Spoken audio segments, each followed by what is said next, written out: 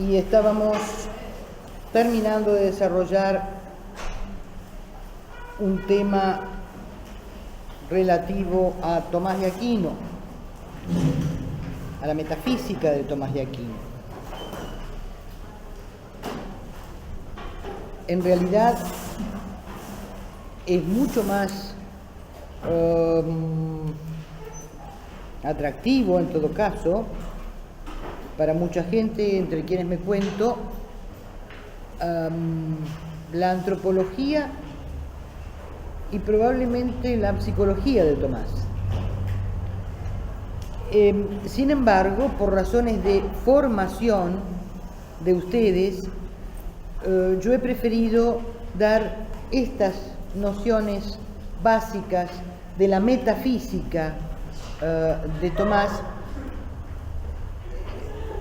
considerando que en última instancia hay cuestiones no metafísicas, sino antropológicas, psicológicas, éticas, etcétera, que ustedes en última instancia podrían abordar quizás con alguna orientación, pero por sus propios medios. Lo que no me parece que sea soslayable en una historia de la filosofía medieval, por más que sea de introducción y sucinta como esta, o sea, cuatrimestral, es o son estas nociones en las que vamos a insistir ahora, por último. Habíamos visto, o sea, habíamos tomado dos ejes temáticos o hilos conductores. El primero intentaba explicar la multiplicidad del ser, según Tomás, e intentaba explicarla a través de las nociones de esencia, o sea, existencia, esencia, forma, todos los sinónimos o equivalentes de esencia, accidentes, principio de individuación, sustancia, en fin, todas estas nociones de las que ya hemos hablado. Veíamos entonces que la esencia o la quiditas o el principio de determinación o la naturaleza, depende del punto de vista que ustedes asuman para considerar un ente individual, es decir, una sustancia primera, perdonen, hace que un determinado ente se encuadre en una especie dada. Esa especie dada pertenece y al mismo tiempo está recortada de un género, justamente por la diferencia específica. La diferencia específica, al aplicarse al género, es decir, la racionalidad, al aplicarse a la animalidad, da, de algún modo, como resultado o constituye de alguna manera una especie, en este caso la especie humana, cuya esencia es precisamente la de la animalidad racional. Pero si esto explica la diferencia entre los entes, entre las cosas, no explica todavía, por lo menos, la diferencia entre las cosas diferentes, quiero decir, no explica todavía la diferencia entre las cosas que son iguales según su esencia. Entre las cosas que son iguales según su esencia, vimos que Tomás aplica el famoso principio de individuación, que en su caso está dado por la materia signada, lo que él llama materia signada. Aristóteles había dicho que es la materia solamente a secas. Tomás dice, no puede ser la materia a secas, porque esta carne, estos huesos, esta sangre, son de algún modo iguales en todos los seres humanos,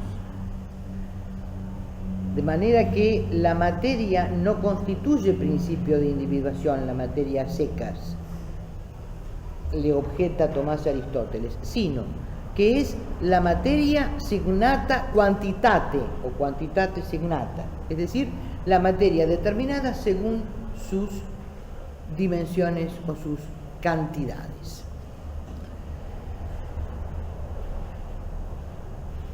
La cantidad de glóbulos rojos que yo tengo en este momento no es exactamente la misma que la que tiene cada uno de ustedes, por ejemplo, para no hablar de otras cantidades. Entonces, si esto es lo que determina la diferencia entre las cosas, todo esto, toda esta serie de nociones no alcanzan para explicar no ya la condición de lo múltiple, sino la condición de lo cambiante en la realidad. ¿Y por qué hay que explicar estas dos cosas en la realidad, lo múltiple y lo cambiante? Porque, y esto lo habíamos dicho desde el principio en el caso de Tomás, porque se trata, después del reingreso del aristotelismo, al que Tomás suscribe como tradición central, aun cuando lo haga con una actitud crítica, desde el reingreso del aristotelismo, decíamos,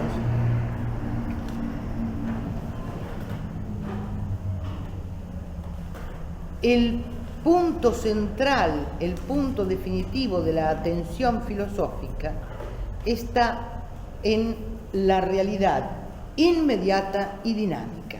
El punto central de la atención filosófica se pone no en el mundo trascendente, sino en este mundo que es múltiple y es cambiante. ¿Me explico? El punto central de la atención filosófica no se pone ya en aquello que debe ser, aun cuando esto también se considera, ojo, en el sistema de Tomás, ciertamente, sino en aquello que efectivamente es. Y lo que efectivamente es se nos presenta de este modo, se nos presenta como múltiple y cambiante. Si para justificar la condición de múltiple de la realidad se apela a estas nociones, para justificar la condición de cambiante, Tomás recurre, como no podía ser de otra manera, tratándose, insisto, de un aristotélico, a las nociones de acto y potencia. El cambio es, también para Tomás, como lo era para Aristóteles, el pasaje de la potencia al acto, en cualquiera de los 4 tipos de cambio o de movimiento: generación y corrupción, alteración, aumento y disminución, y traslación o cambio de lugar. De estos 4 tipos de cambio o movimiento, ciertamente los más importantes desde el punto de vista metafísico son generación y corrupción y alteración. ¿Por qué? Porque implican un cambio más profundo. Quiero decir, el hecho de que algo venga a la existencia o se caiga de ella, entre comillas, ¿sí?, implica un cambio profundo para ese ente. Así como implica un cambio profundo para ese ente el hecho de que de algún modo se altere de manera por lo menos sustancial. Respecto del cambio que se produce al generarse algo, por ejemplo, al producirse un árbol, pongamos por caso, los escolásticos en general, y con ellos Tomás, insistieron en el principio de que el acto y la potencia son del mismo género. El acto y la potencia pertenecen al mismo género. En realidad pertenecen a la misma especie. Pero digamos, se dice género en sentido amplio.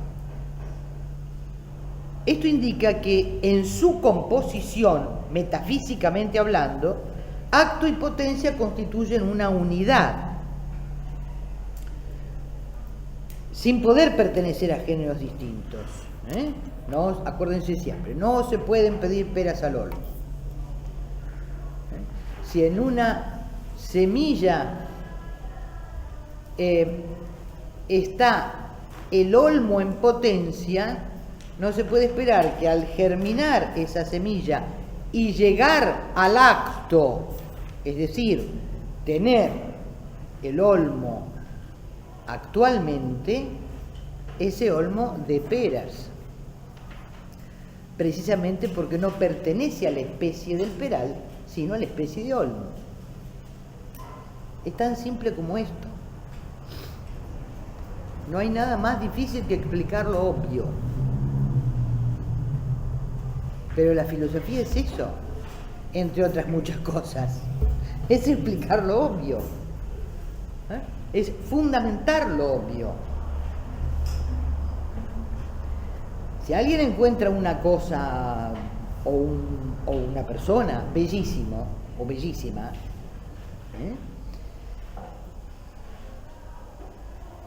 el problema es justificar su belleza. El problema es explicitar qué es la belleza. ¿Me siguieron? Este es el tema. De manera que, claro, bueno, sí, no se le pueden pedir peras al olmo. Miren la perogrullada. No es tan perogrullada. Y si es perogrullada, hay que explicarla. ¿Saben qué? Hay que explicarla. Les aconsejo que desconfíen de todo discurso filosófico llano. Descartes, por ejemplo. Sí, todo. Que está diciendo algo que sí, es elemental. Después, cuando tienen que dar cuenta de eso tan elemental, ahí empiezan las dificultades. ¿No? Y se dan cuenta de que en realidad no lo siguieron en su justificación. Hay otros pensadores, en cambio, para los que una está más preparada. Entonces no la toman de sorpresa. Por ejemplo, Hegel. Una sabe que a Hegel no lo va a entender de entrada. Y si creen haberlo entendido de entrada, desconfíen. Desconfíen de su propia comprensión, quiero decir. Una ya lo sabe. Entonces tiene otro tipo de actitud ante el texto, ante el discurso hegeliano, o el de Heidegger, o en fin, lo que fuere. Pero cuidado con estos discursos que son aparentemente tan lineales. Cuidado, por ejemplo, con aquellos que lo hayan visto, que les haya tocado verlo en el curso de trabajos prácticos, saben a qué me refiero. Cuidado con las 5 vías de Tomás. ¿Por qué el regreso al infinito es inaceptable en filosofía? El regreso al infinito es inaceptable en filosofía porque no explica nada. O sea, lo que está haciendo es postergar la explicación. ¿Y por qué está haciendo esto? ¿Por qué el regreso al infinito implica postergar una explicación? Desde el punto de vista aristotélico. Significa postergar una explicación por la sencilla razón de que Aristóteles ya lo había señalado. Hemos comprendido algo cuando dimos con su causa primera. primera en el orden del ser, última en el orden del conocer, es decir, cuando desandamos nociológicamente el camino del ser. ¿Me siguieron o no? Bien. Entonces, acto y potencia pertenecen al mismo género. Acuérdense de esto. Quienes sepan inglés saben que actually en inglés quiere decir realmente, efectivamente.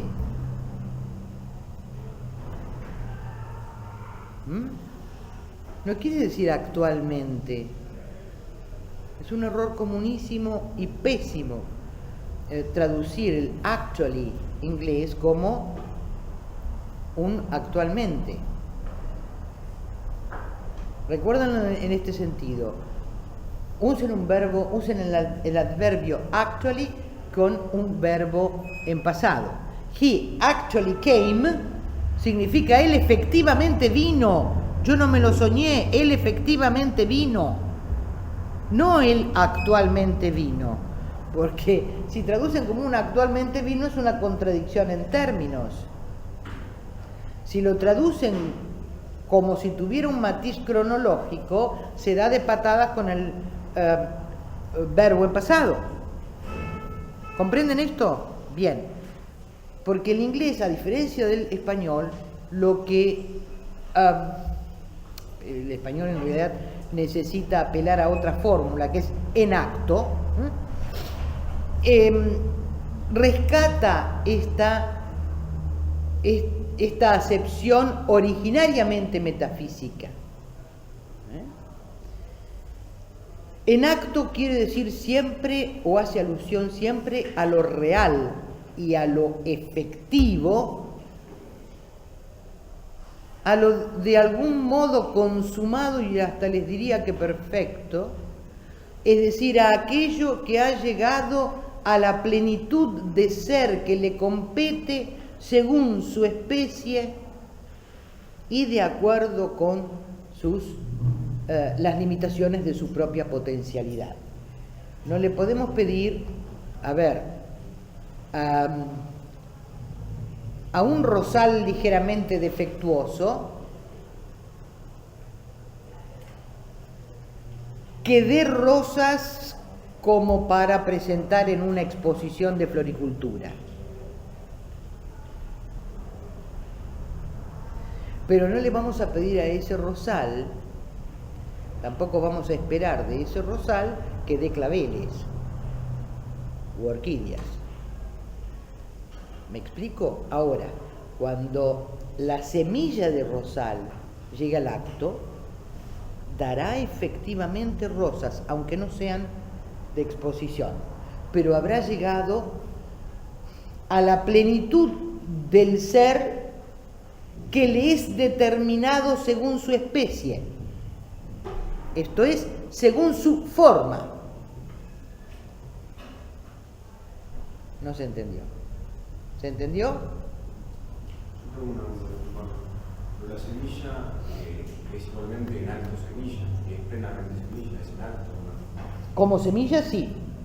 Precisamente el pasaje consiste en que de algo que está en acto, pero al mismo tiempo contiene otro algo que está en potencia, se llega, o sea, se pasa, y en esto consiste el cambio, a otro algo que está en acto, que va a estar en acto.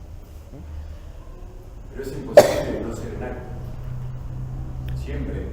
Es imposible no ser en acto. Porque la pura potencia es la nada. Una pura potencia es la nada. Pero recuerden esto. Es imposible no ser en acto. Algún tipo de actualidad tiene que tener. En el pimpollo hay algún tipo de actualidad. Aunque no se haya llegado a la plenitud del acto de la rosa, digamos. Pero recuerden esto, no se puede. No se puede ser únicamente en potencia. la pura potencia de algún modo no existe, en el sentido de que la nada no existe. No. Claro, porque la materia se asocia a la potencia y la forma se asocia al acto. Ahora, la potencia quedamos en que está esencialmente ordenada al acto. Ahora bien, para explicar, es decir, de algún modo esto de que en la semilla de un rosal estén las rosas en acto, estén las rosas en potencia, perdón, en la semilla del rosal estén las rosas en potencia, también implica esto, que en las rosas en potencia, las rosas en acto, perdón, lo que está en potencia es, de algún modo, el abono de la tierra que sale de las rosas cuando se marchitan y de las mismas semillas implícitas en ellas. Entonces el ciclo sigue. ¿Comprenden? Ahora, esto en lo que concierne a generación y corrupción, es decir, al pasaje del no ser al ser y del ser al no ser. Miren, es terrible lo que voy a decir, es muy macabro, pero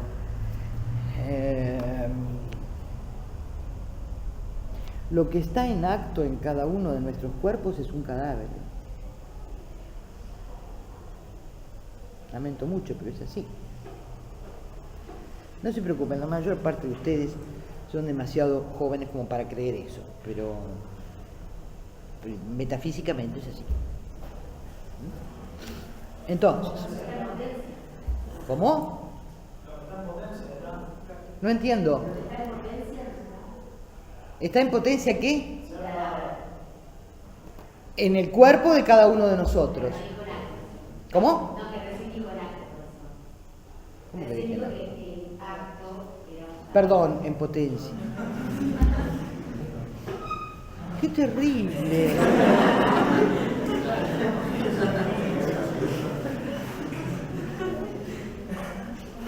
No, ya sé lo que pasó. No, ya sé. En la última clase yo venía de sepultar a una colega de la facultad, una no docente que siempre respeté mucho. Y bueno, repetí la misma situación y tuve esa asociación. Perdonen el lapsus, por favor. Bien, entonces, el cambio de la alteración, el cambio que consiste en la alteración, es el cambio que concierne de algún modo a la cualidad, a lo cualitativo. Por cierto que se pueden dar distintos tipos de, ¿cómo decirlo?, gravedad ontológica en la alteración. Una cosa es que una adelgace y otra muy distinta que se convierta en sabia. Son dos tipos de alteración, las dos son alteraciones. Y por otra parte, permanentemente, en Tomás, permanentemente, el ente contingente, o sea, nosotros, esta mesa, ¿no?, permanentemente está en proceso de alteración. Precisamente, ¿por qué está en proceso de alteración? Precisamente porque no tiene el ser, tiene un cachito de ser de prestado, pero no es dueño del ser, no se identifica con el ser. Esto es lo que quiere decir, Entonces, para aplicar la noción de alteración, de cambio en el sentido de alteración, Tomás recurre al concepto de sustancia o, para ser más precisos, a la idea aristotélica de sustancia primera, es decir, el ente individual de lo que todo lo demás se puede predicar, pero que él mismo no es predicado de nada. Sócrates es hombre, se predica de Sócrates, pero Sócrates a su vez no se predica de ninguna otra cosa.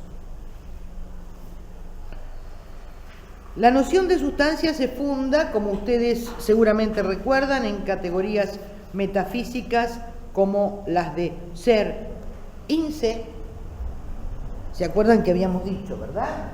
El ser in se es aquel que una vez puesto en existencia, no necesita de ningún otro para mantenerse, aun cuando precariamente, porque se trata de un ente contingente, para mantenerse en ella.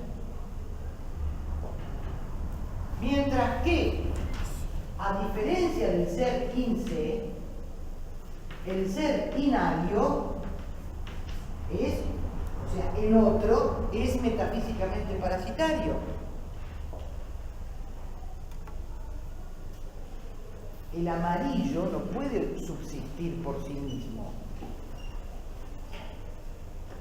O lo grande, o lo pequeño, o no sé, o lo delgado, o lo bello. No pueden subsistir por sí mismos. Porque estos son justamente accidentes. Como son accidentes, son cualidades o cantidades, pero siempre accidentales, necesitan apoyarse en otra cosa que sí sea in se. Lo blanco necesita apoyarse en una pared, en un lápiz, en una cara, en lo que fuere.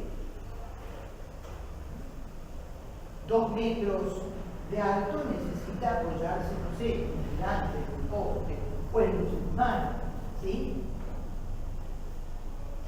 De tal manera que lo que es in se, la sustancia en primer lugar es in se, a diferencia de lo que es inario. Lo que es in se es aquello que una vez llegado a la existencia no necesita de ninguna otra cosa para subsistir. La segunda nota es justamente la de la subsistencia, entonces.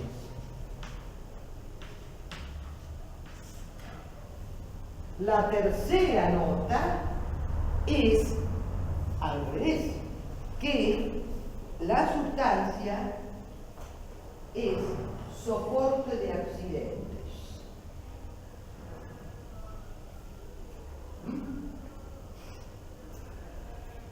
Esta mesa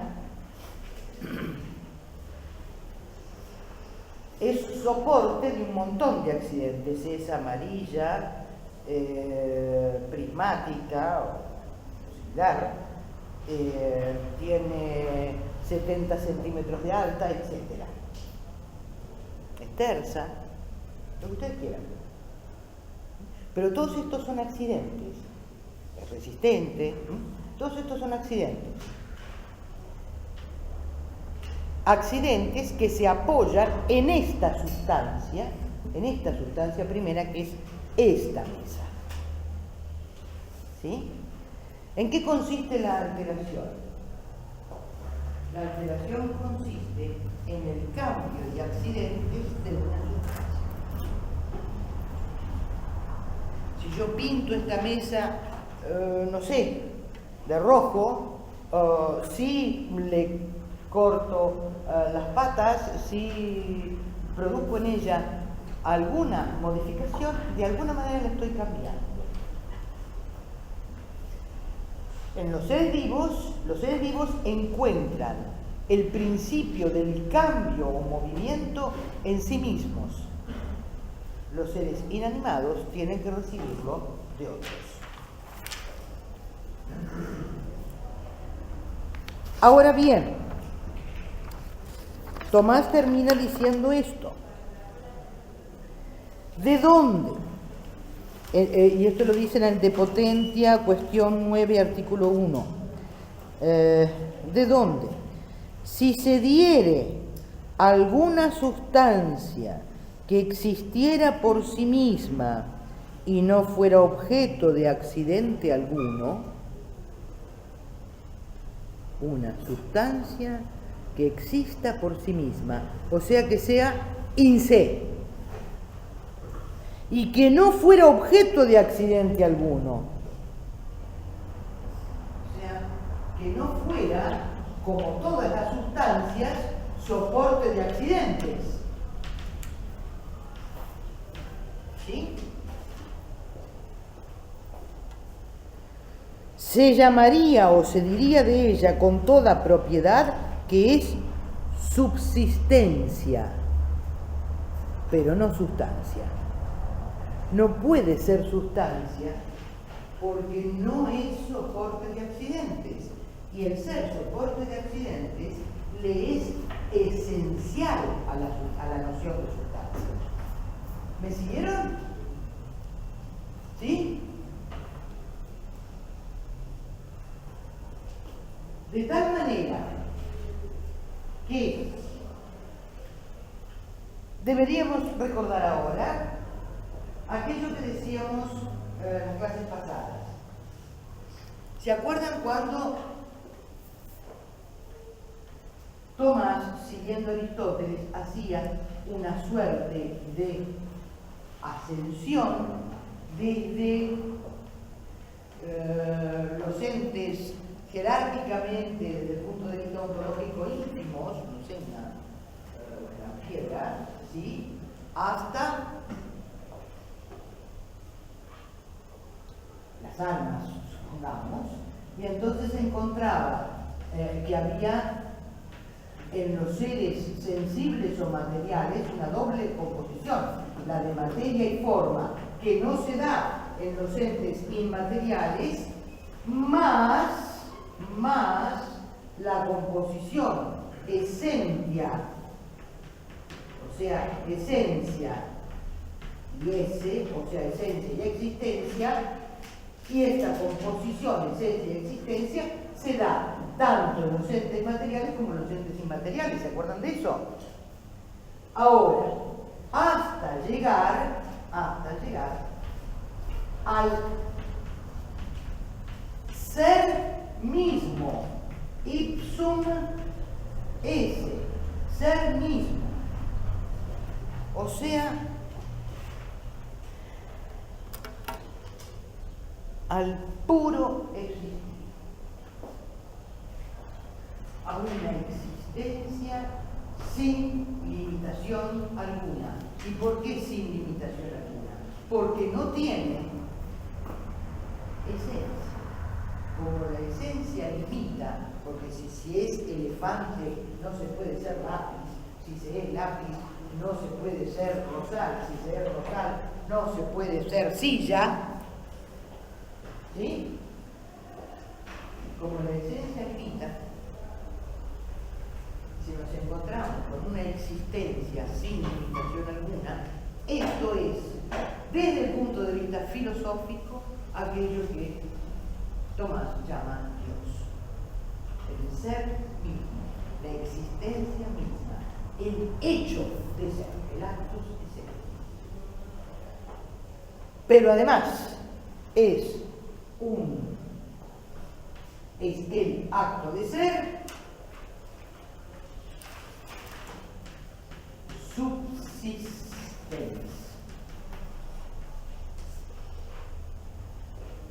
O sea, autosubsistente. Pero al mismo tiempo es el acto de ser autosubsistente que es inmutable, porque si la mutación, esto es el cambio o la alteración, está dado por la variación de accidentes, y esto es subsistencia, pero no sustancia, entonces no puede haber aquí mutabilidad alguna. Pero además hay otra cuestión. Quisiera retomar lo que se dijo acá hace un momento. Así como no puede darse una potencia que sea solamente potencia, porque entonces sería la nada, todo lo más, la noción de materia sin forma alguna es una noción, pero no se da en la realidad. No existe. Pero es materia, pero materia de qué?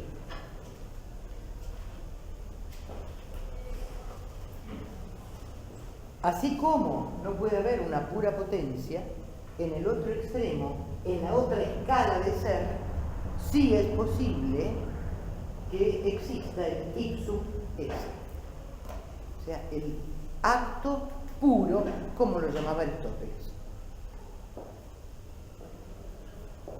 Acto puro, o sea, realidad pura. En el fondo,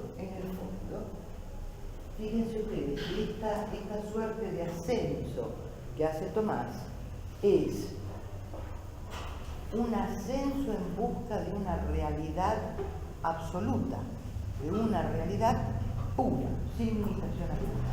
Esa realidad absoluta o esa realidad pura es algo que el filósofo alcanza cuando va más allá de su imaginación.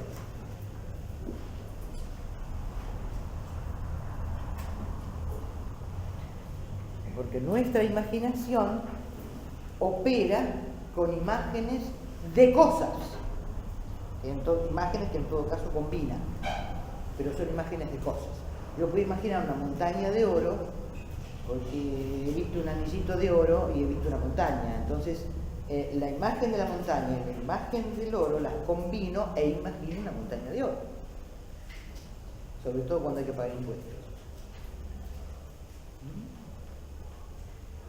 Pero son imágenes que obviamente se extraen, o mejor dicho, se abstraen de entes, y los entes tienen una limitación porque tienen una determinación, aquí sí pongan el guión, ontológica, específica. ¿Se entendió esto? Miren, yo sé que es comercio en locro sin vino detrás, ¿no? Pero ¿se entendió? Básicamente, sí. Una pregunta. Recién que Dios es inmutable porque el cambio es un cambio de accidente y Dios no tiene accidente. Claro, es pura subsistencia, no es sustancia. Así como no tiene esencia, porque solamente se puede decir que analógicamente, yo diría casi metafóricamente, que su esencia es un puro existir. Pero Dios no tiene esencia, porque si tuviera esencia tendría algún tipo de limitación. De la misma manera, no se puede decir que Dios sea sustancia. Así como no tiene esencia, no es sustancia. Y no es sustancia porque la sustancia implica accidente. Miren, creo que alguna vez lo he contado, cuando yo estaba cursando historia de la filosofía moderna y empezamos a ver Descartes. Claro, yo lo seguía Descartes, lo seguíamos cuando el profesor leía las meditaciones metafísicas, el tema del cosmos, etc. Entonces, en esta página clave, además, en la historia de la filosofía, Descartes dice, cuando llega a la piedra fundamental de su sistema, cuando llega al cosmos, dice, bueno, pienso, luego existo. Eso significa, obviamente, pienso existiendo o existo pensando. Puede conectar o porque es una manera de empezar a entenderlo.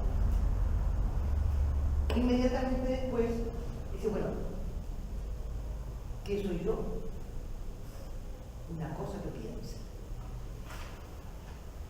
Bueno, está bien, o sea, la cosa lo hace en el sentido más amplio, está bien. Pero inmediatamente después dice que soy una sustancia pensante. Ah, no. Entonces, que perdóneme, le dije al profesor, no puede ser, porque si Descartes se ha propuesto ese filosofar adámico, es decir, ese partir desde cero, absolutamente, y no dejar entrar nada en su argumentación que no haya sido previamente probado, él introduce el término sustancia, y para introducir el término sustancia tiene que dar por sentado la existencia de accidentes que él todavía no probó. ¿Sí o no? Yo me pavoneaba con un pavo real, con perdón de la redundancia. Estaba orgullosísima. Me dijo, sí, es cierto.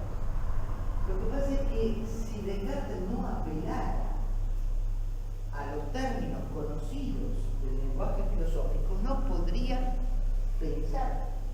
Pero no está usando la palabra sustancia en el sentido técnico de la palabra sustancia, que es aquel al cual usted se está refiriendo. Yo no tenía ni idea que es el sentido técnico. Puse cara de sí. No está usando sustancia en el sentido técnico, sino simplemente en el sentido más amplio posible, porque lo que está de algún modo, entre comillas, supuesto en Descartes es el lenguaje. Sin lenguaje no se puede pensar en filosofía occidental, desde los griegos hasta Derrida. Sin lenguaje no se puede pensar.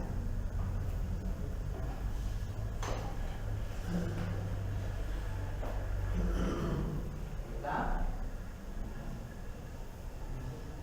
Bueno. Cuando empieza a ascender, ¿no?, y llega a los entes inmateriales, ¿esos tampoco también son inmutables o tienen accidentes? No son absolutamente inmutables porque no son eternos, o sea, empezaron a ser. En consecuencia, tienen un tipo de cambio que es el de la generación, por lo menos un tipo de cambio. Además de ser inmutable, entonces es eterno, el virus es eterno. ¿Me explico? Yo, para no meterme en toda esta otra cuestión, que es bastante más compleja, para, digamos, el análisis que a mí me interesaba hacer, que eran las nociones fundamentales, creo que tomando estos dos hilos conductores ustedes pueden revisarlo. Piensen además en esto, cuando revisen este punto relativo. En la escolástica, la terminología filosófica es cuando se hace realmente muy técnica. De tal modo que les sugiero que cuando ustedes estén estudiando este periodo o se vayan de algún modo, se remitan de algún modo a este periodo, lo primero que tienen que hacer es tomar conocimiento de la acepción o acepciones técnicas que tiene una determinada palabra, siempre en contexto escolástico. Bien, bueno, entonces,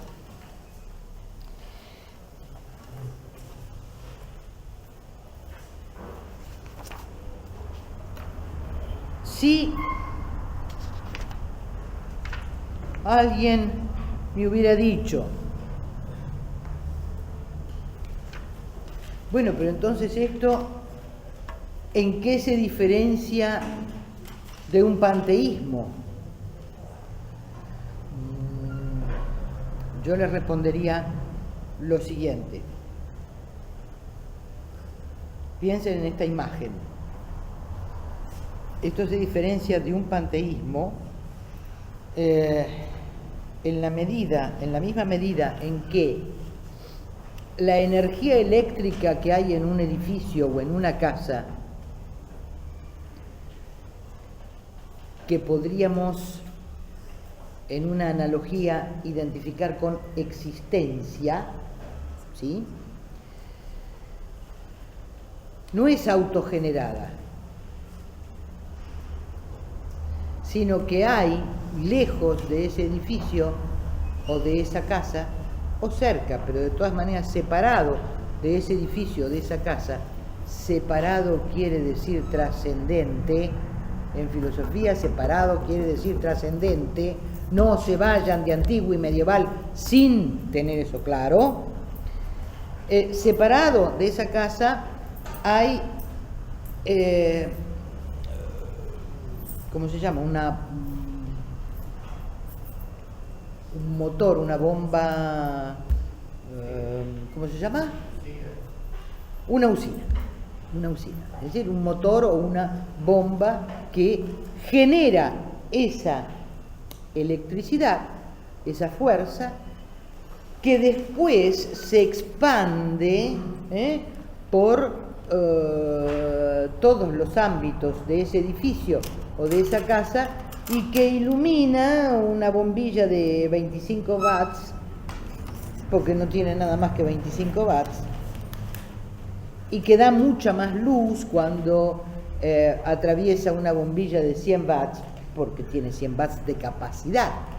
Tiene 100 watts de, ¿qué se dice?, de potencia.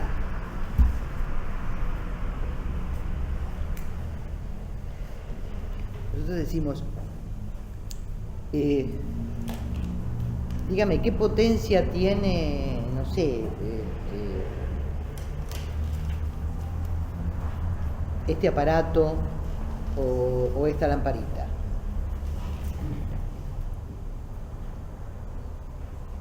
Pero la energía, el movimiento capaz de producir ese aparato, o la luz capaz de dar esa lamparita, dependen, de un lado, de la fuerza, de la energía que las atraviese, al aparato en cuestión, o a la maquinaria en cuestión, o al electrodoméstico en cuestión, o a la lamparita en cuestión.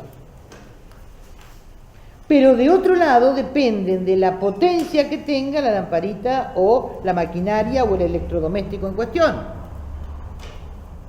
¿Me siguieron? ¿Sí o no? ¿Sí? El S es la energía eléctrica, y la esencia está identificada con la potencia. Por tanto, con las posibilidades, sí, pero también con las limitaciones. Con las limitaciones, sí, pero también con las posibilidades. ¿Se entendió? Bueno, a partir de acá, sí, van a poder entender, si alguna vez alguien se los planteara o si lo leyeran por ahí, una vieja polémica que se dio en la Argentina hace muchos años entre dos profesores. Uno era el famoso doctor Carpio, Adolfo Carpio, y el otro era el profesor Echauri de Santa Fe, de la Universidad de Rosario.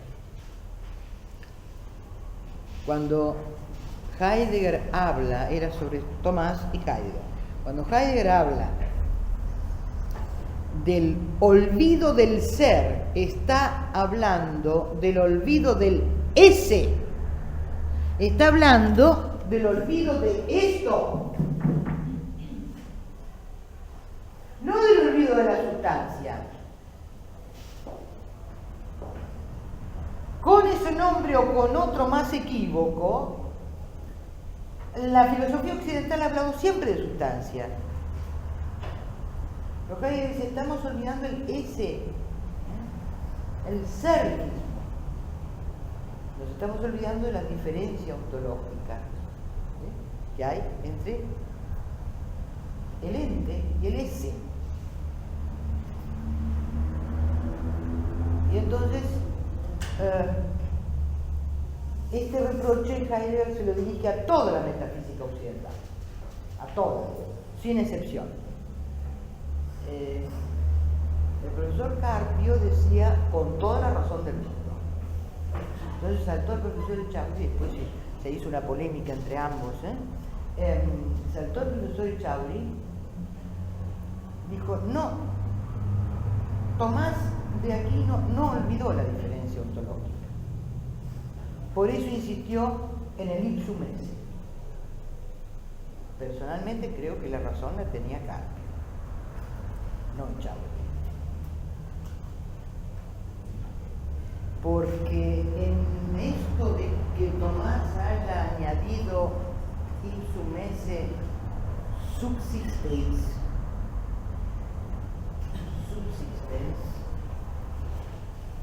de algún modo lo está ontologizando, de algún modo lo está como sustancializando casi. Bueno, pero eso es otra cuestión que ustedes pueden pensar si tienen ganas.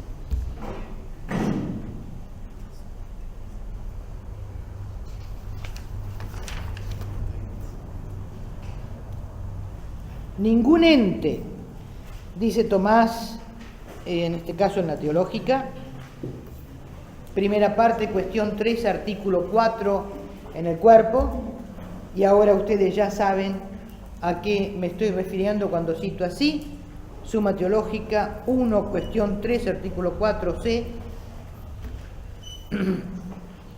Ningún ente es su ser, sino que tiene ser. Ningún ente es su ser, sino que tiene ser. Ninguna rosa es la rosidad, sino que tiene rosidad. Y ahora no me lo escriban con C, por favor. No, ustedes no, por favor. Ya sé. Bueno. Aquello que tiene el ser absoluto y de ningún modo recibido en algo, sino que él mismo es su ser, eso es lo infinito. Y se está refiriendo ahora al ipsum esse subsistens. Pero claro, aquello que tiene el ser absoluto es una expresión un poco equívoca. Prefiero mucho más esta. Él mismo es el ser. Él mismo es el ser. Eso es lo infinito. Como aquello, en cambio, y ahora va no al caso del ese, sino al caso de los entes. En cambio, como aquello que tiene fuego pero no es el fuego, así aquello que tiene ser y no es el ser, eso es ente. Y miren lo que añade, eso es ente por participación. Acá he hecho una concesión, yo creo que nada más que terminológica, pero de todas maneras ha hecho una concesión, supongo yo que extremadamente generosa. Lo que pasa es que en el fondo la participación sigue siendo una metáfora, pero llega un momento en que hasta Tomás tiene que hablar metafóricamente. Y hasta Tomás tiene que hablar metafóricamente porque se está refiriendo nada menos que al ser. ¿Cómo se hace para hablar del ser sino a través de mediaciones que muchas veces son metáforas?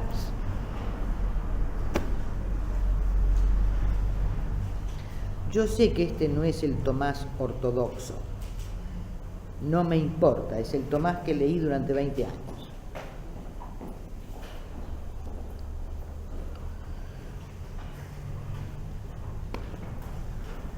Pero para tranquilidad de ustedes, quiero agregar esto, para tranquilidad de ustedes quiero agregar esto. Absolutamente nada de lo que hemos dicho en clase es algo que no esté en los manuales o que no se pueda encontrar eventualmente. Sobre todo que no se puede encontrar en los textos. Que una se aproxime desde un lugar o desde otro, esto es lo que hace la diferencia. Pero quiero decir, tengan ustedes la seguridad de que no les he dado un papel cambiado, ningún billete falso. Perdonen la vulgaridad de la imagen. Bien, entonces, por el hecho de que en Dios esencia y esse son lo mismo, Él es, sintetizando, el ipsum esse, no recibe la existencia desde fuera y por eso no depende del hecho de recibirlo, ni de una esencia que limite su existir. Entonces, en resumen, lo verdadero desde el punto de vista ontológico radica para Tomás fundamentalmente en las cosas mismas, en su ser más que en su esencia. Y si la filosofía de Tomás puede calificarse como algunos muy equívocamente, dando pie a malos entendidos realmente gruesos, y los menciono precisamente para que no caigan ustedes en ellos. Sí, la filosofía de Tomás puede calificarse de existencialista, es en virtud de haber considerado la preeminencia del existir sobre el qué es de la cosa. O sea, es más importante que el hecho de que la cosa exista al hecho de qué es, al hecho de cuál es su estructura, al hecho de cuál es su conformación, su configuración, si ustedes quieren. Y esa configuración es la esencia. Por eso el ese es prioritario respecto de la esencia. Y si su filosofía se puede calificar de realista, cosa que no tiene nada que ver con la terminología de la polémica de los universales, que es otro contexto completamente distinto. Tomás es un nominalista, o sea que no estoy usando acá, repito, realista en sentido técnico. Si su filosofía puede calificarse de realista es sobre todo en virtud de haber considerado que las cosas viven su propia vida una vez introducidas en la existencia. De tal modo que el hecho de que nosotros las conozcamos o no es algo completamente accidental. Por cuanto sea ideal la noción que tengamos de la rosa o del hombre, esto no altera en nada la realidad, es decir, la verdad, el ese de los hombres y de las rosas particulares en cuanto sustancias, es decir, en cuanto entes individuales subsistentes y apoyos accidentales que los individúan. Nuestro conocimiento de las cosas, de los entes, tiene que ajustarse a la verdad de los entes y no al revés. Bueno,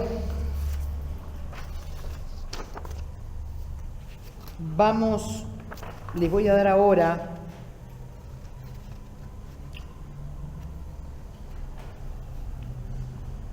el primer punto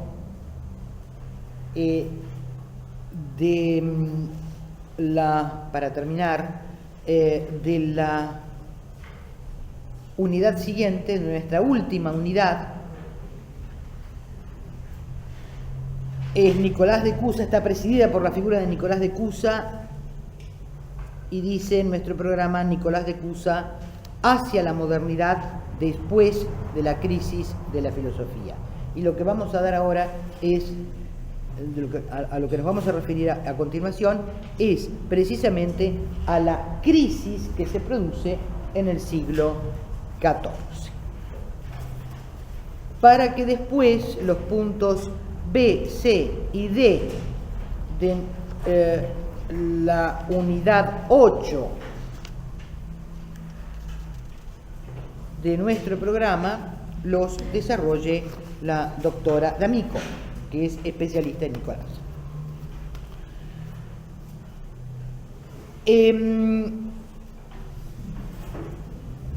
Miren, en el siglo XIII hay muchos estudios, o hay varios, de muy diferente calidad, pero en fin, varios estudios de conjunto del siglo XIII. Porque el siglo XIII, de alguna manera, es más fácil de tratar como tal, es más fácil de tratar en conjunto, como unidad. Por esta razón, porque está presidido todo él, como teñido todo él, por un hecho definitivo, un hecho que lo atraviesa, que lo determina, y es el reingreso del aristotelismo. El reingreso del aristotelismo que dio vuelta la cabeza de Occidente del pensamiento judío y del pensamiento cristiano desde finales del XII. Cuidado con esta cuestión. Si bien el pensamiento judío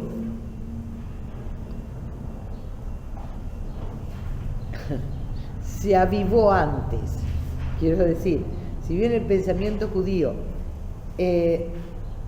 precisamente porque estaba más próximo a los manuscritos que se iban copiando y recopiando y reproduciendo, etcétera, de las obras aristotélicas, que el mundo de la cristiandad, ya hemos visto que era lo que pasaba en la escuela de Toledo, ¿sí? De todas maneras, hace también una evolución importantísima, de alguna manera semejante, en otro sentido no, a la que se produce en el mundo cristiano en el XII, y lo hace con la figura de Maimónides. Piensen ustedes que Maimónides es un pensador que florece en la segunda mitad, el más grande escolástico judío. El reingreso de Aristóteles conforma también, y la mayor atención procurada a los textos aristotélicos, sea en el mundo musulmán con Averroes, sea en el mundo judío con Maimónides, esto genera la escolástica musulmana propiamente dicha y la escolástica judía propiamente dicha.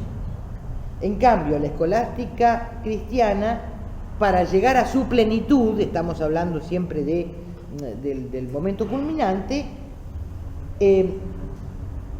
para ver que llegue a su plenitud, pasan unas décadas más, casi medio siglo más, ¿sí? Porque a esto se llega a mediados del siglo XIII. Pero sea de esto lo que fuere, sí, tanto en el universo cristiano como en el judío como en el musulmán, el reingreso de Aristóteles, el hecho de que el aristotelismo se haya puesto en primer plano, ¿sí? Y que se haya repensado la realidad, no solamente desde el punto de vista o desde una cosmovisión dada por el libro sagrado de cada una de estas tres culturas, sino que se haya repensado la realidad a través del aristotelismo, esto signó, le dio una cierta homogeneidad a este periodo que va de fines del 12 prácticamente hasta fines, inclusive por momentos, comienzos del 14. En cambio, y esto es punto y aparte, sobre el siglo XIV no hay tantos ensayos de conjunto, pero no hay tantos ensayos de conjunto porque si hay un siglo complejo, en cambio hay muchos ensayos y muchos artículos sobre distintos aspectos del XIV, pero nadie se atreve a decir el hilo conductor del XIV es este, porque es un siglo fragmentado. En primer lugar es el siglo, ampliando un poco la mirada, tomando perspectiva y no limitándonos a la filosofía, en primer lugar es el siglo de las catástrofes. En el siglo XIV pasa de todo. Pestes que asuelan a media Europa, más de media.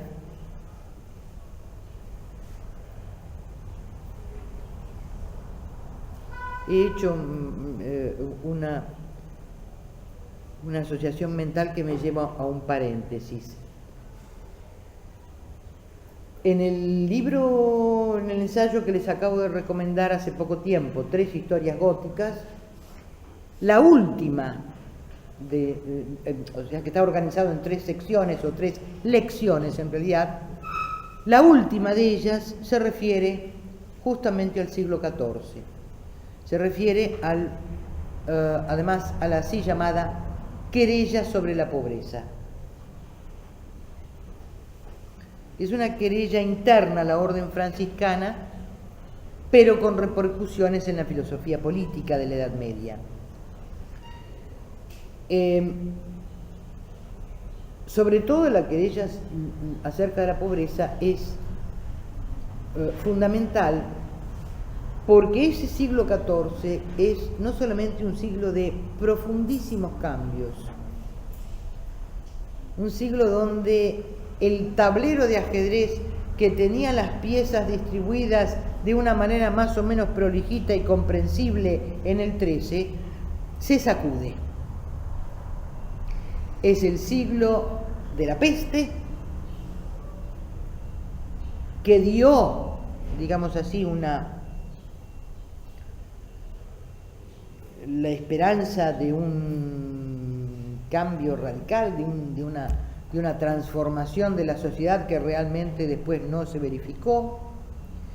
Es el siglo de 3 hiperinflaciones, es el siglo del más grande cisma, es decir, de la más grande crisis que tuvo la Iglesia como institución.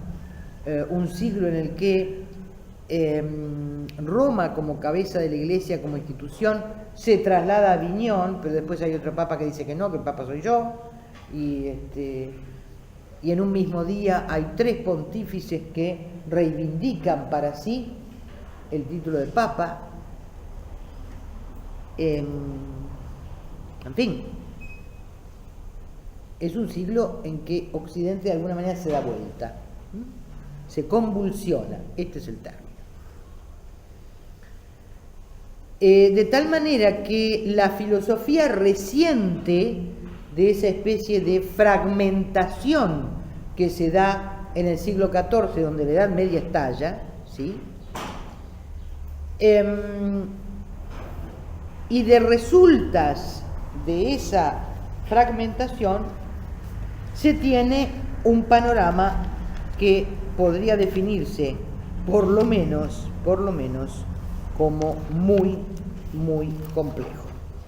Ese panorama, de todos modos, y simplificando un poco la cuestión, lo podríamos sintetizar en el siguiente cuadro.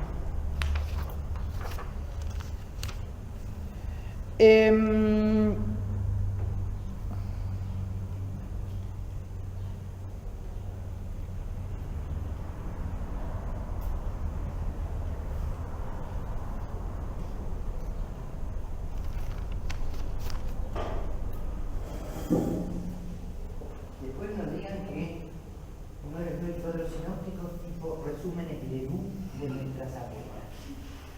¿Nunca escucharon hablar de los resúmenes Ledoux?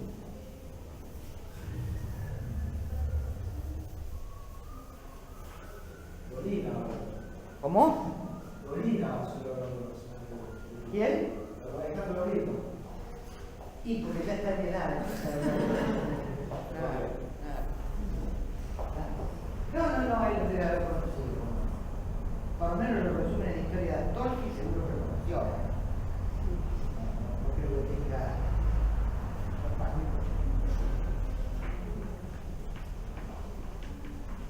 Vamos a empezar primero.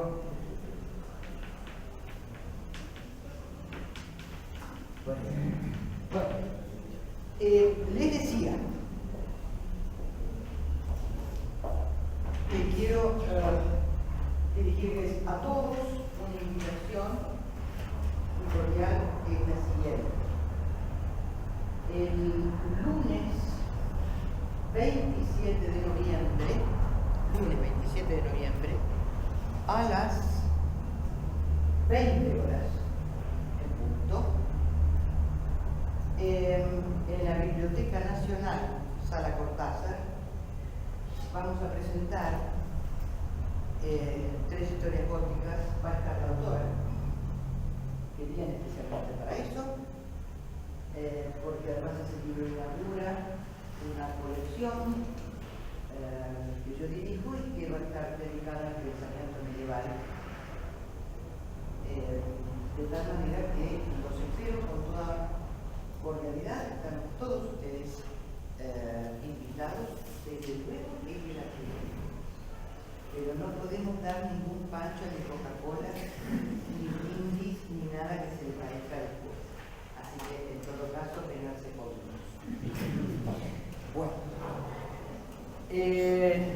¿Saben dónde queda la Biblioteca Nacional? La entrada de calle Agüero, Bueno, entonces, Platón, platonismo medio,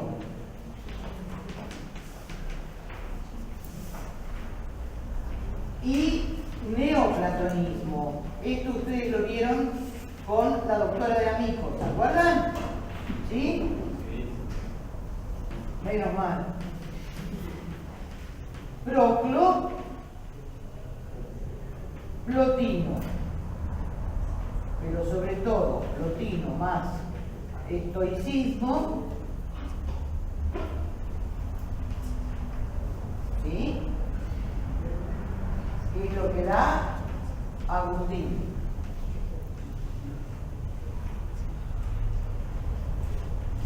De Agustín vamos al agustinismo medieval.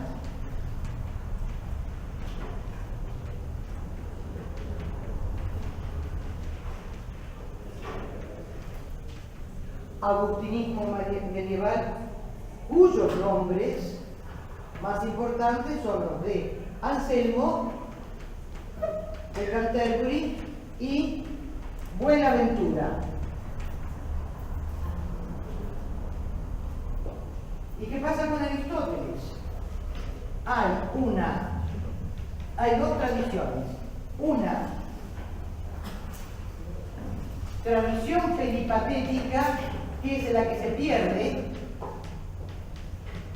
Muy probablemente esta tradición peripatética es la que haya conservado el segundo libro de la poética, El Perdido, sobre la brisa de la comedia.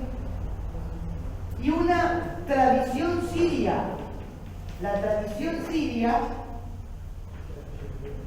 es la que conserva Aristóteles a través de los comentaristas judíos y musulmanes.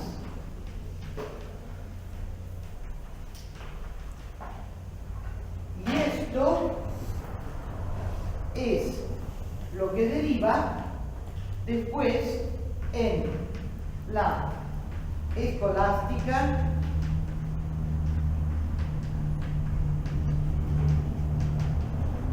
cristiana. Sobre todo las líneas más aristotélicas, de tal manera que ustedes tienen este muy amplio, esta muy amplia hoja de ruta, ¿sí?, que complementa al final de este curso el perchero que dimos al principio. ¿Está claro? El perchero que dimos al principio es más bien cronológico. Este, que ahora puedo dar al final del curso, es más bien doctrinario. ¿Se entendió? ¿Sí o no? Sí. ¿Te gustó? Bueno, mis ratos de ocio a veces me mandan esta síntesis. Bueno, ahora volvemos con nuestro siglo XIV. Vamos, que le tengo que dejar la cátedra a Claudia. ¿Puedo borrar? ¿Sí? Vamos a borrar. Miren, cada vez más poquitos, ¿sí? Tiene rapidez para escribir, qué barbaridad. ¿Cómo van a dar clase así?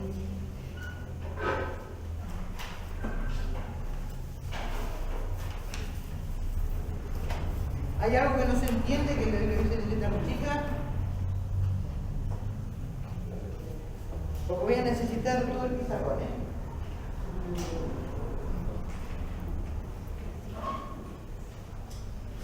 Una pregunta, ¿la escolástica cristiana abarca ambas traducciones, la peripatética y la suma?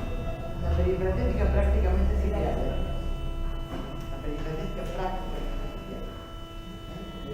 Es muy fragmentario lo que queda. Y sobre todo se incorpora a través de la escuela siria. Ahora, la tradición. Bueno, ¿ahora sí borro? Sí. Ok.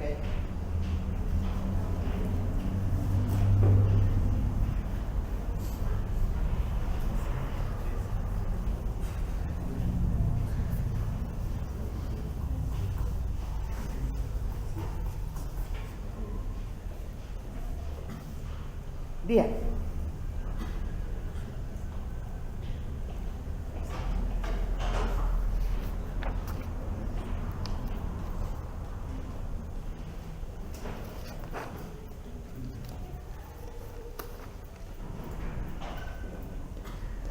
Siglo XIV.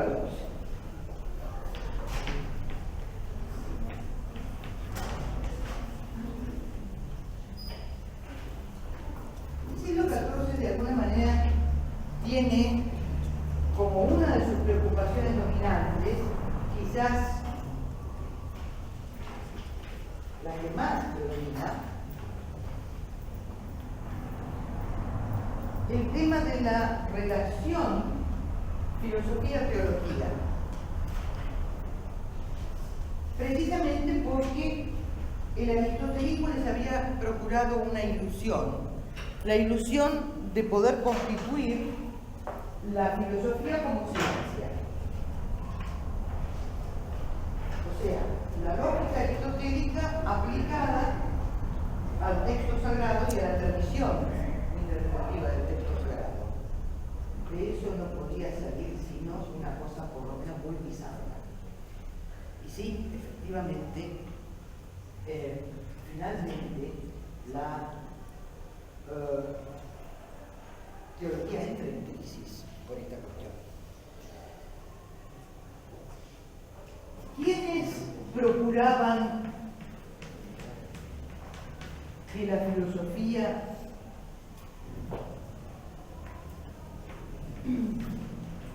se encontrara en la teología?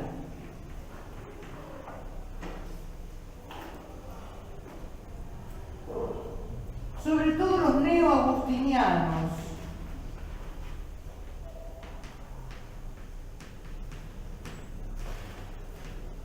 los que no habían cedido nunca, no habían sucumbido a la seducción aristotélica y habían seguido permaneciendo fieles al espíritu de Agustín. Y los otros, que seguían buscando la filosofía en la teología o cultivando la filosofía en la teología, son todos aquellos que pertenecen a las corrientes místicas, a las así llamadas corrientes místicas. Cuidado con esto porque, ojo, en una corriente mística hay mucho de filosofía.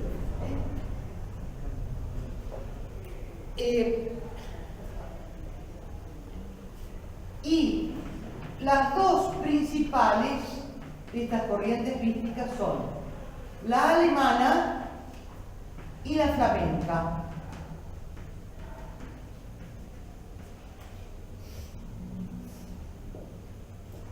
En cambio, los que habían advertido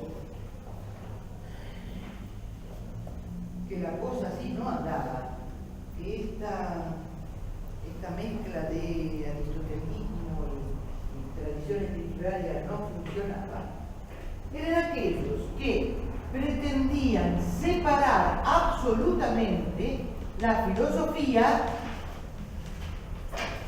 de la teología. Estos eran los que cultivaban el así llamado averroísmo, sobre todo en Padua, por ejemplo Juan de Sandún, y ciertas formas de nominalismo, fundamentalmente el de Guillermo de Ockham y el de su discípulo Gregorio de Rimini.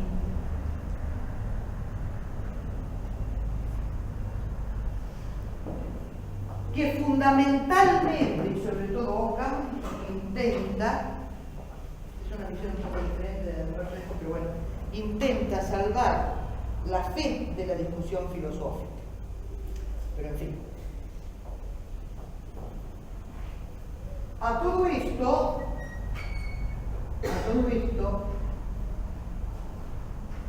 Duns Scoto hace,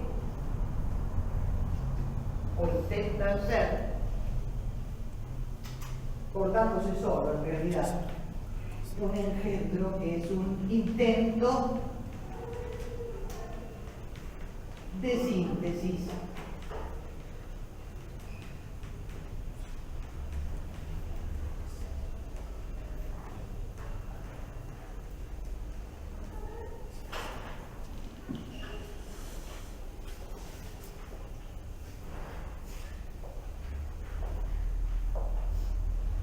De aquí,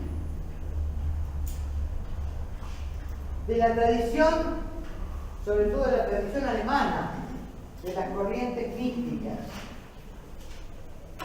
y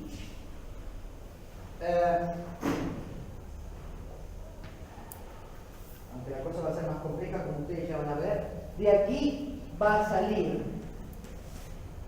para el 15 Nicolás Asia, el 15 Nicolás de Cruz.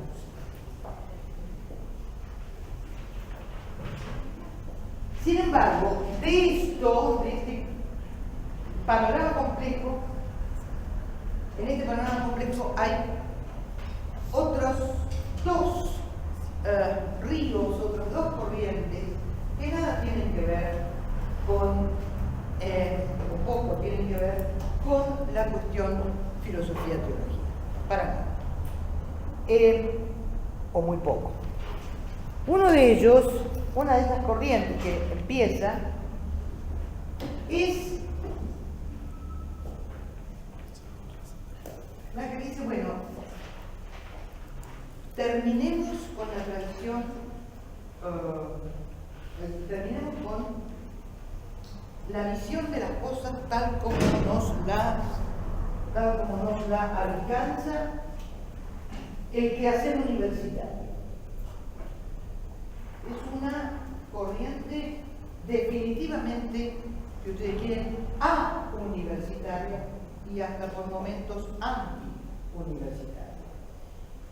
Esa es la corriente fundacional, muy crítica respecto de todo esto que se está dando en las universidades, la corriente fundacional del humanismo.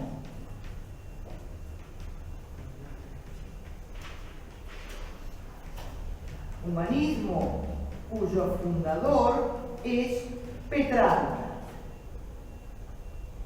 Humanismo cuyo documento fundacional se remonta al 1333. La otra corriente que tampoco tiene que ver con toda esta discusión con la que iniciamos el panorama del siglo XIV es la corriente, si ustedes quieren, entre comillas, científica. Es la corriente de los así llamados experimentalistas, o sea, la corriente del experimentalismo.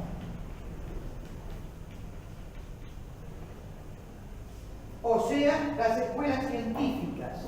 Y las escuelas científicas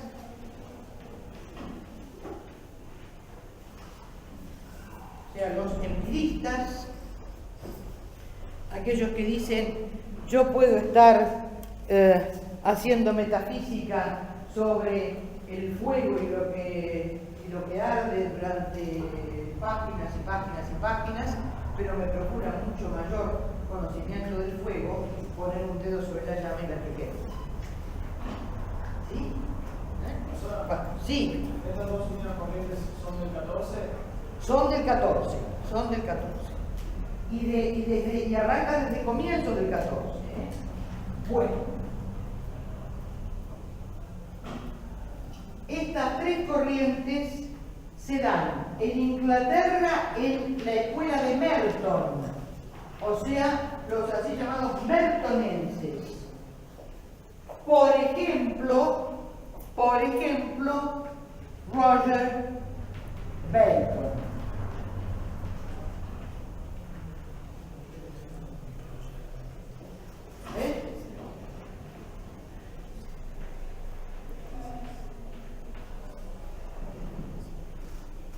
Guillermo de Ockham, que dice, bueno, sí, yo creo en Dios y creo en el Dios del cristianismo,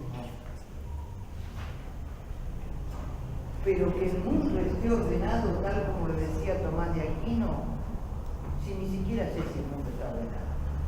Entonces hay una separación acá de filosofía y teología. Y por otra parte, el mundo no estará ordenado, pero por lo menos saber cómo manejarnos con las cosas. Roger Bacon. Y esta es la razón que a Atzo lo dejaba perplejo. Nunca entendí cómo mi maestro podía jurar al mismo tiempo por las palabras de Guillermo de Ockham y por las de Roger Bacon. Esta es la razón. La razón de acá, de esta decisión. Muy bien. La escuela de los mertonenses. La otra es la escuela de París.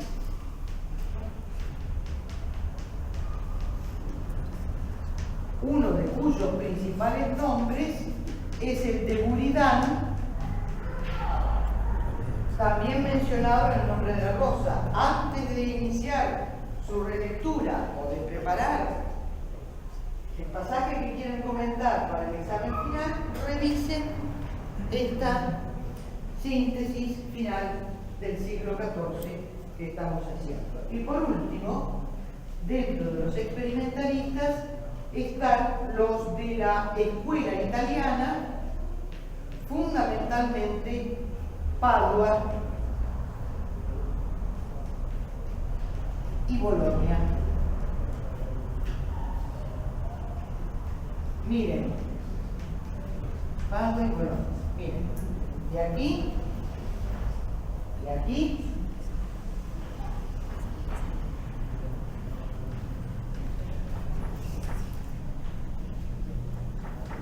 Va a salir un Galileo en la modernidad.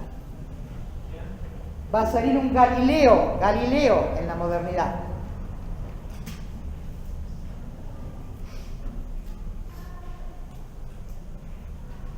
¿Se entendió? Bueno.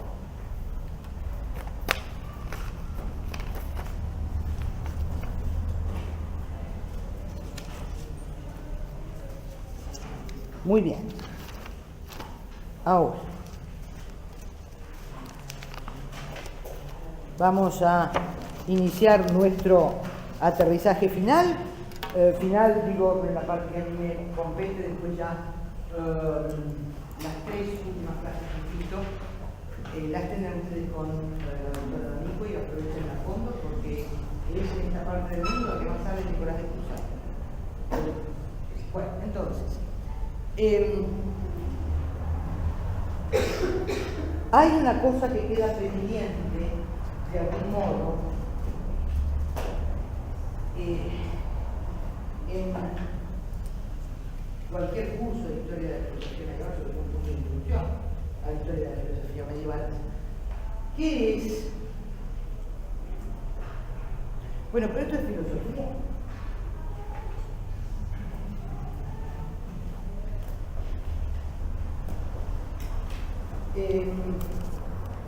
Yo me niego, lo hice durante algunos años, pero me niego a plantear la discusión en términos anacrónicos.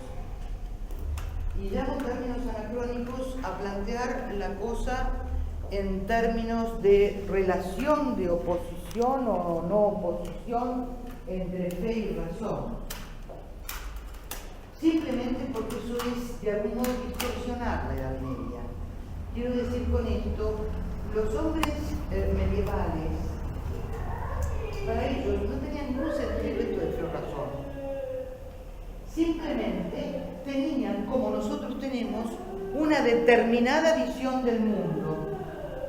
Una determinada visión del mundo que partía, como todas las visiones del mundo, de un determinado supuesto que era el de la escritura, la visión del mundo que de alguna manera había condicionado esa escritura que se tomaba como texto revelado por cada una de las grandes, de las así llamadas grandes religiones del libro. Y sobre esa base pensaban, sobre esa base hicieron reflexiones, hicieron elaboraciones conceptuales y construyeron sistemas que de algún modo, y no poco profundo, incidieron profundamente en el destino del pensamiento occidental seguro. Borges decía que sin los autores medievales no se puede pensar. Creo que fue una exageración de parte de él, pero de todas maneras hay mucho de cierto en esto, porque Hegel tenía razón, lo verdadero es el todo, su génesis y su desarrollo.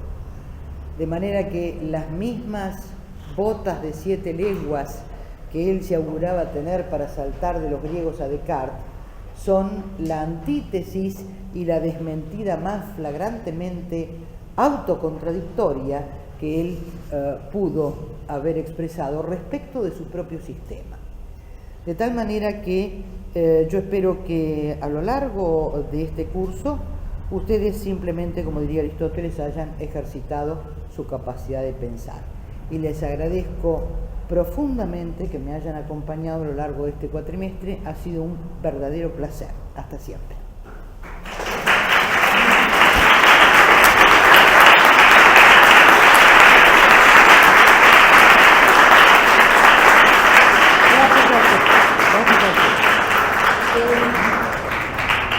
En diciembre voy a retomar, ahora voy a tener horario de consulta, en diciembre voy a retomar los horarios de consulta, ya voy a dejar el cartelito en el cuarto curso. Gracias una vez.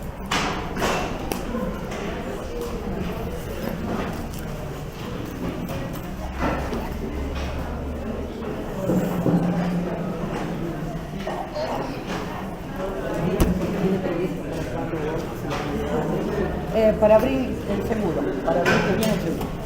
Va, al seguro se lo llevaron preso, ¿no? Pero en fin.